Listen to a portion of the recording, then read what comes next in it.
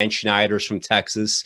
Can you talk about a little bit about what's been happening? I mean, to my understanding, it's kind of the same old generic thing, right? Where you have like a bunch of power companies. It doesn't matter what the number is, right? You could have a handful, you could have many, many. The result always seems to be the same. We have tons of energy companies in New York City here, but similar problems, right? You just have people that are not willing to put in the money, right, to pay for infrastructure and to prepare for all these like worst case eventualities, which do, of course, eventually come. So an insider's look, Dan, like what's been happening the last few weeks there? Well, we had a snowstorm of about between 3 and 7 inches, and it's the typical lack of government preparation, which is similar to healthcare. I mean, just in brief, here in Texas, Bruce is up in Minnesota. I lived in Minnesota for a dozen years, where I met him and we were the UPG, the Uptown Poetry Group, for many years. Here it paralyzed them because these idiots, they didn't winterize their power plants. They didn't winterize the turbines of wind. In Western Texas, they have thousands of windmills that supply power for the western quarter of the state. They didn't figure on that. And the end result was you had frozen pipes. Like we were out of water for about a week, Jessica and I. We had intermittent electricity for 4.5, 5 days, which was better than most people. But it was typical. They have in Texas something called ERCOT, which is Economic Resource Council of Texas, I think is what it, or no, Energy Resource Council of Texas. And they had people, a dozen people or so on this board. And basically what they did in the late 80s was they deregulated and removed Texas from the national power grid so that local providers could charge higher prices if they wanted to. So you had a few companies in Dallas, for example. One was called Griddy, GRIDDY, that apparently was charging people like $6,000 a day for energy, because for a megawatt hour went to something like $9,000 per hour when it was down around $25 an hour because of need.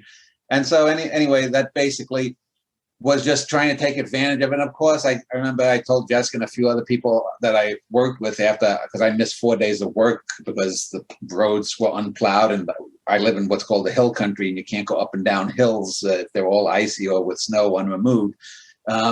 And they tried to then overcharge everything. It was a mess.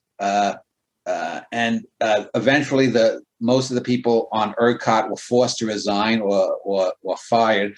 Some of them weren't even in Texas. The idiot governor that we have here, this guy named Abbott, he who approved this along with people for 30 years, they knew this was coming. There were reports for every few years in Texas that there could be a real crisis if this ever happened, but they wait till the last minute. And it was declared a disaster, but it was not really a natural disaster. It was a disaster from lack of preparation by people who knew better, but actually wanted to make money on it. The guy who owns the Dallas Cowboys, Jerry Jones, that bastard, he made $1 billion in just a few days off of his investments in some of these energy companies. And now they've thrown these stooges from ERCOT and a few other power companies. I think they're suing the company Griddy to get it off. They're suing them out of oblivion. But it's just these people covering up their own asses because, for example, the former Texas governor, Rick Perry, who was between this idiot Abbott and George W. Bush when he was governor, he was another one who made mint in this crisis. And then that idiot Ted Cruz went to Cancun because his daughters wanted to go to Cancun. But I mean, it was just a shit show and a joke, and it was 99.9% human-caused disaster, not because of 3 to 7 inches that fell. Totally unprepared.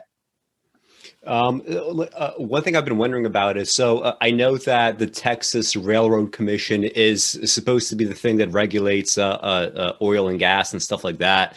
What exactly is their kind of relationship with the state and with these companies, because based on what I was reading, they seem to just kind of allow companies to more or less get away with everything, right? You sometimes have negotiations about what needs to get reported in terms of infrastructure defects, and I mean, they're not actually regulating. So like, is that just sort of set up as a kind of like way to placate people and make it seem as if there's like some level of regulation, or what? Like, what is its job and what is it not doing? I don't know the particulars of that, but this is the end game of Reaganism and deregulation and laissez-faire capitalism.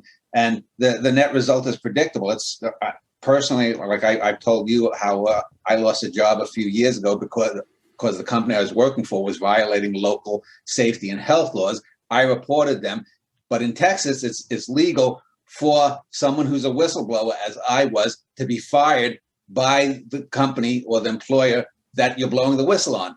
So this is just what happens when you have no regulations, no protections for the consumer, for the whistleblower, or for just the average person on the street, even if they don't own a home. It's a total cash grab. It's total grabastic capitalism at its worst. Is take what we can and let the rest of the people suffer. And but I mean, I don't know the specifics. Going back with the Texas Railroad Commission, you'd have to go back to the Gilded Age in the 1870s or 80s when that was initially set up. And I'm not going to pretend to be an expert on that.